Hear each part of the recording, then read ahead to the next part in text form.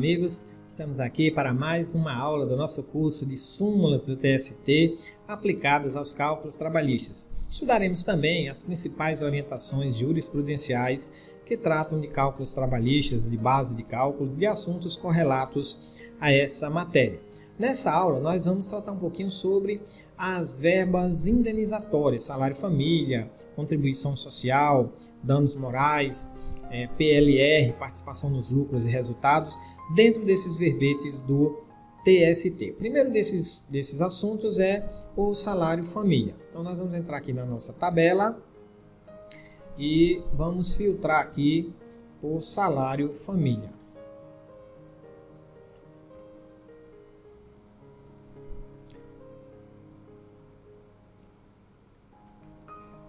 Salário-família.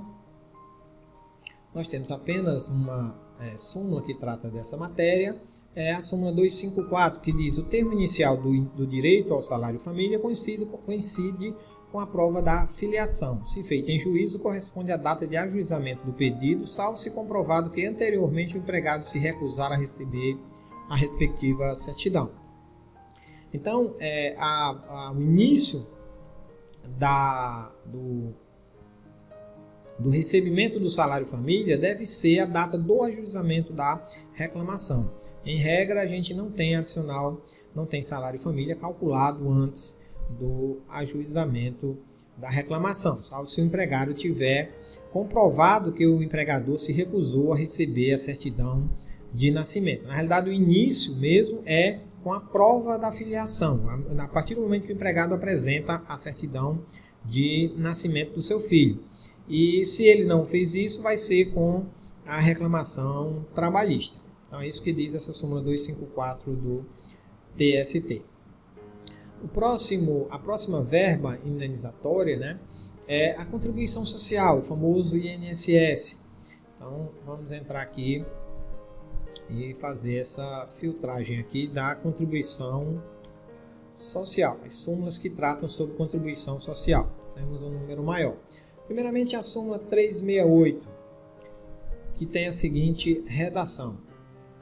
Essa súmula, na verdade, ela trata tanto de verba previdenciária como imposto de renda. Em linhas gerais, eu não vou ler aqui todo o teor dela para não ficar enfadonho, mas em linhas gerais ela diz que as contribuições sociais, a atualização monetária das contribuições sociais para as verbas vencidas a partir de 5 de março de 2009, deve ser o fato gerador delas é a prestação de serviço. Então a Selic deve incidir desde a prestação de serviços até a data do cálculo. Em linhas gerais é isso que essa súmula 368 traz para a gente também com relação, ela traz alguns comentários também com relação ao imposto de renda. Eu disse que não ia ler, mas eu acho que é interessante a gente fazer alguns comentários, porque essa súmula é realmente importante e traz realmente muitas dúvidas. Então vamos lá. O item 1 diz: a Justiça do Trabalho é competente para determinar o recolhimento das contribuições fiscais, e a competência da Justiça do Trabalho quanto à execução das contribuições previdenciárias limita-se às sentenças condenatórias em pecúnia que proferir e aos valores objeto de acordo homologado que integram o salário de contribuição. Se esse primeiro item aqui diz que fala sobre a competência da Justiça do Trabalho, mas somente para verbas de natureza quando houver condenação, A competência da Justiça do Trabalho é quando quanto à execução das contribuições previdenciárias limita as sentenças condenatórias em pecúnia, ou seja, quando há valores a pagar. E aí, por exemplo, no caso de anotação de CTPS, que é apenas uma obrigação de fazer, não há por que a Justiça do Trabalho calcular verbas previdenciárias. Isso já é pacífico, que a Justiça do Trabalho não tem competência para executar contribuições previdenciárias sobre salários pagos, somente sobre as suas condenações que forem proferidas nessa especializada. O item 2 diz que é do empregador a responsabilidade pelo recolhimento das contribuições previdenciárias e fiscais resultantes de crédito de empregado oriundo de condenação judicial. A culpa do empregador pelo inadimplemento das verbas remuneratórias, contudo, não exime a responsabilidade do empregado pelos pagamentos do imposto de renda devido e da contribuição previdenciária que recai sobre a sua cota parte. Então, dentro do sistema PJ Calc, nós temos a opção aqui na parte de contribuição social. A exemplo do cálculo do FGTS, a contribuição social é realizada dentro da própria verba. Você marca se há incidência ou não da contribuição social sobre aquela verba, no mesmo campo que a gente marca o FGTS. Então eu vou entrar aqui numa verba qualquer, na configuração de uma verba qualquer, e aqui na parte de cima a gente tem a opção contribuição social para marcar. O sistema já traz por padrão as principais marcações pelos entendimentos majoritários que nós temos. Com relação às demais configurações dessa verba, como por exemplo a parte do reclamante, a gente vai marcar aqui dentro do menu contribuição social. A gente vai marcar aqui, por exemplo, que deve-se apurar a cota parte do empregado. Então você marca aqui, ela já vem marcada por padrão. E aqui a opção de cobrar do reclamante essa cota parte também. Então aqui são essas duas configurações que a gente marca. Na parte dos juros de mora, tem um outro reflexo também, que é a base de cálculo dos juros de mora. Se você vai reduzir do crédito do reclamante a contribuição social antes de calcular os juros de mora. Então, a previdência, dentro do sistema PJ Calc, o cálculo previdenciário tem incidência também nos juros de mora de uma maneira geral, no juros de mora do cálculo de uma forma geral, através dessa configuração. Em aulas mais específicas, nos nossos cursos no canal, a gente tratou mais especificamente sobre esse assunto. Nesse momento, eu quero só comentar essa questão da súmula aqui, do item 2 da súmula, que fala sobre a responsabilidade e sobre a necessidade de descontar a cota parte do reclamante. Nós sabemos que a contribuição previdenciária ela é formada por algumas parcelas. Nós temos a cota parte do empregado, a cota parte do empregador, e nós temos também a alíquota do SAT, do seguro de acidente de trabalho, que vai de 1% a 3%.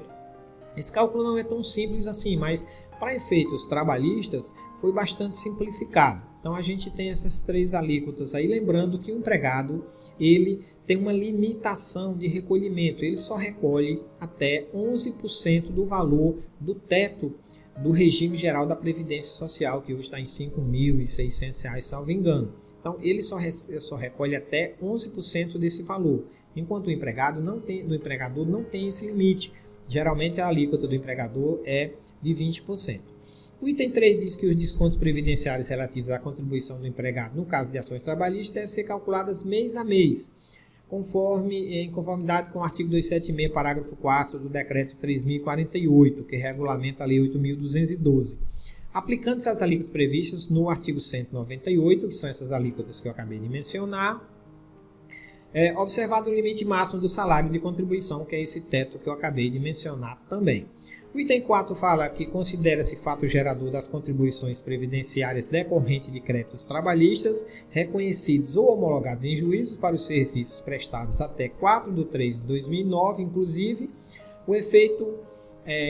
inclusive o efetivo pagamento de verbas, configurando-se a mora a partir do dia 2 do mês seguinte à liquidação. A gente ainda vê muito cálculo, muito advogado tentando implementar essa metodologia aí de que o cálculo, que a correção monetária só deve ser calculado, os juros de mora e correção monetária das verbas previdenciárias, a partir do segundo dia, né, do dia 2 do mês seguinte à liquidação da sentença. Mas isso não vigora mais. De acordo com essa súmula, somente para as verbas para o serviço prestado até 5 de março de 2009, que é a data da Lei 11.941, somente para as verbas que para o período prestado até essa data é que aplica-se essa questão do dia 2 ao mês seguinte da liquidação. De lá para cá, a atualização é pelo Selic, o fato gerador é a prestação de serviço. Então, é isso que o item 5 diz. Para o labor realizado a partir de 5/3/2009, considera-se fato gerador das contribuições previdenciárias decorrentes de créditos trabalhistas reconhecidas ou homologadas em juízo, ou seja, isso vale para os acordos também, a data da efetiva prestação de serviço. Sobre as contribuições previdenciárias não recolhidas a partir da prestação dos serviços, incide juros de mora e, uma vez apurados os créditos previdenciários, aplica-se a multa do exaurimento do prazo de licitação para pagamento, se descumprida a obrigação, observado o limite legal de 20%. Então, além de tudo, ainda tem uma multa de 20% em razão do atraso. E o item 6, ele trata do imposto de renda. Diz que o imposto de renda decorrente de crédito do empregado recebido acumuladamente deve ser calculado sobre o montante dos rendimentos pagos, mediante a utilização de tabela progressiva resultante da multiplicação da quantidade de meses a que se refiram os rendimentos pelos valores constantes da tabela progressiva mensal correspondente ao mês de recebimento ou crédito. Então, como é que é feito agora, com base nesse verbete, nessa súmula, nesse item 6, o cálculo do imposto de renda? Na hora que o reclamante vai receber o crédito dele, a gente vai pegar aquele valor ali, jogar na tabela progressiva do imposto de renda que a Receita Federal divulga, só que a gente vai calcular em relação a todo o período. Então, aquelas alíquotas, aquelas faixas que vai de 15% até 27%, a gente deve multiplicar aquelas faixas lá pela quantidade de meses do empregado para a gente calcular. No site da Receita Federal já tem uma calculadora automática que faz todo esse cálculo. Então, não se calcula mais imposto de renda mês a mês junto com o cálculo trabalhista, como a gente faz com a verba previdenciária. O imposto de renda é calculado na hora do pagamento, esse é o entendimento do TST. Voltando aqui, vamos para a próxima súmula. Nós tratamos da 368, vamos para a súmula 454, que fala um pouco aí de competência também, né? Compete à Justiça do Trabalho a execução de ofício da contribuição referente ao seguro de acidente de trabalho. O SAT, né, o seguro de acidente de trabalho, tem uma alíquota que varia de 1% a 3%. Esse cálculo não é tão simples, na verdade, porque isso depende do nível de acidentes de trabalho que a empresa tem. Esse seguro de acidente de trabalho hoje ele é variável, as empresas têm índices variáveis de acordo com os acidentes de trabalho que elas registraram. Mas para fins de cálculos trabalhistas, esse índice vai de 1% a 3% e a competência é da Justiça do Trabalho para a gente executar sim, vai ser somado a esses créditos previdenciários. Já com relação à parcela de terceiros, né, do Sistema S, SESI, SENAC, SENAI, isso já é tranquilo que a Justiça do Trabalho não é competente para executar essas parcelas. Então a súmula 454 trata dessa questão do seguro acidente de trabalho. A UJ 398 é o próximo verbete, que diz que nos acordos homologados em juízo em que não haja o reconhecimento de vínculo empregatício, é devido o recolhimento da contribuição previdenciária mediante a alíquota de 20% a cargo do tomador de serviço e de 11% por parte do prestador de serviço, na qualidade de contribuinte individual sobre o valor total do acordo.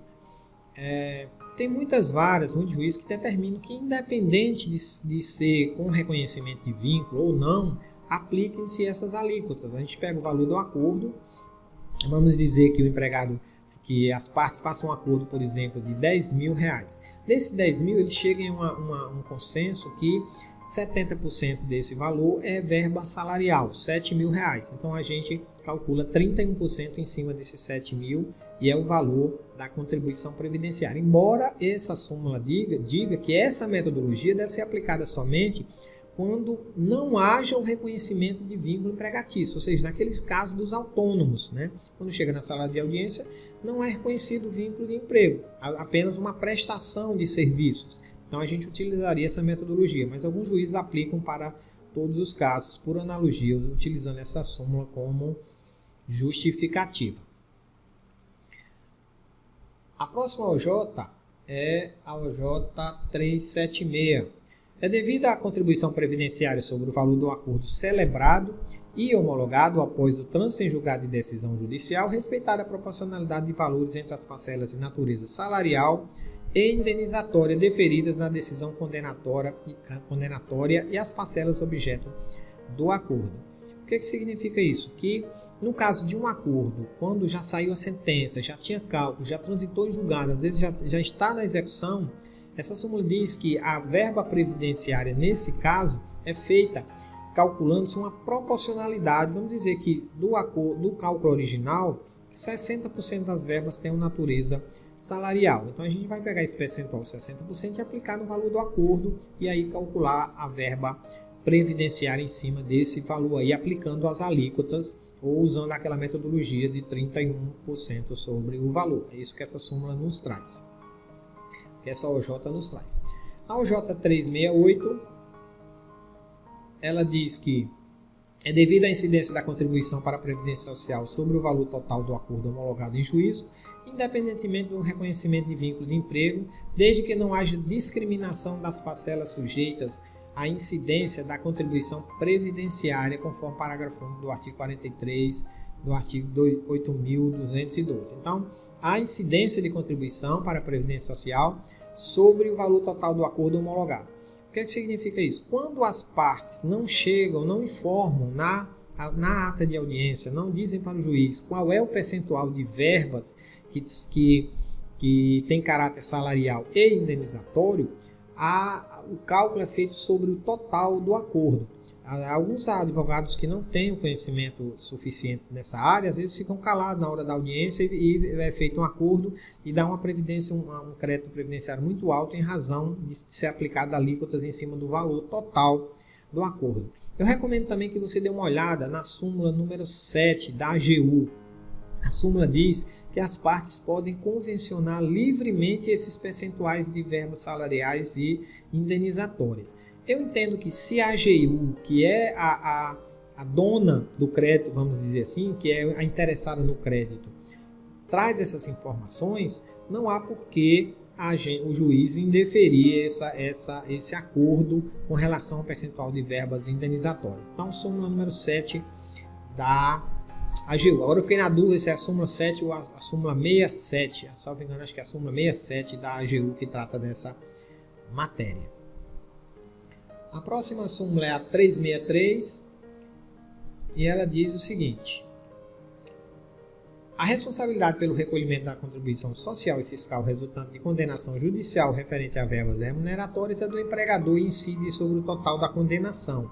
Contudo, a culpa do empregador pelo inadimplemento das verbas remuneratórias não exime a responsabilidade do empregado pelo pagamento do imposto de renda devido e da contribuição previdenciária que recai sobre a sua parte. É o mesmo teor da súmula 368. O empregado deve pagar a cota parte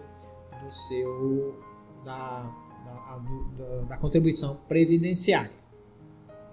Então, essa que eu acabei de falar foi a súmula 363. E assim nós terminamos o material sobre a parte previdenciária. Voltando aqui no nosso curso, nós falamos sobre salário família, contribuição social. Vamos dar uma olhada agora em danos morais, se há alguma súmula específica sobre danos morais.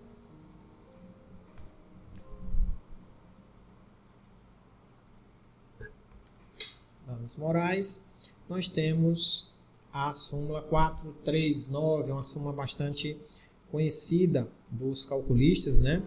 Ela diz o seguinte: que nas condenações por dano moral, a atualização monetária é devida a partir da data da decisão de arbitramento ou de alteração do valor. Os juros incidem desde o ajuizamento da ação, nos termos do artigo 883 da CLT. Dentro do sistema PJ-Calc, essa configuração dentro do sistema PJ-Calc é feita dentro da própria verba. Danos morais, então vamos criar aqui uma nova verba, danos morais, indenização por danos morais. E o calculista ele vai informar aqui no período a data da sentença, pois é a partir da data da sentença ou do acórdão que vai incidir a atualização monetária, e ele vai informar a mesma data aqui no período, tanto na data inicial quanto na final, e desmarcar aqui, proporcionalizar e informar o valor do dano moral aqui. Essa é a única configuração necessária. A parte dos juros de mora, a partir do ajuizamento, ele já vai vir configurado corretamente e será calculada a partir do ajuizamento para as ocorrências vencidas e vincendas. Como o dano moral é uma verba vencendo, ou seja, que é lançada depois do ajuizamento da reclamação e do final do pacto laboral, então ele vai aplicar esses juros de mora a partir do ajuizamento nos termos dessa súmula que nós acabamos de verificar aqui, a súmula 439 do TST. Voltando aqui no nosso esquema, o último assunto é PLR, participação nos lucros e resultados. Vamos ver quais são as súmulas que tratam sobre isso. Inicialmente a súmula 451, cujo teor é: fere o princípio da isonomia e institui vantagem mediante acordo coletivo ou norma regulamentar que condiciona a percepção da parcela participação nos lucros e resultados ao fato de estar o contrato de trabalho em vigor na data prevista para a distribuição dos lucros. Assim, inclusive na rescisão contratual antecipada é devido o pagamento da parcela de forma proporcional aos meses trabalhados, pois o empregado concorreu para os resultados positivos da empresa. Exemplo, o empregado, a empresa paga normalmente em dezembro a participação nos lucros e resultados. O empregado é demitido em agosto. Ainda assim, ele tem direito a receber essa participação de forma proporcional. Esse é o teor da súmula 451 do TST. A próxima é a OJ 390, que diz: fere o princípio da isonomia e institui vantagem mediante acordo coletivo em norma regulamentar que condiciona a percepção da parcela. O teor é mais ou menos o mesmo da súmula que a gente acabou de ler, né? O fato de estar o contrato de trabalho em vigor na data prevista para a distribuição do fruto. Assim, inclusive na rescisão contratual antecipada é devido ao pagamento da parcela de forma proporcional. Então, na realidade, a súmula 451 e a OJ 390 tem praticamente o mesmo teor. Voltando aqui no nosso esquema, nós concluímos essa ligeira parte que nós tratamos das principais súmulas do TST que tratam sobre verbas indenizatórias.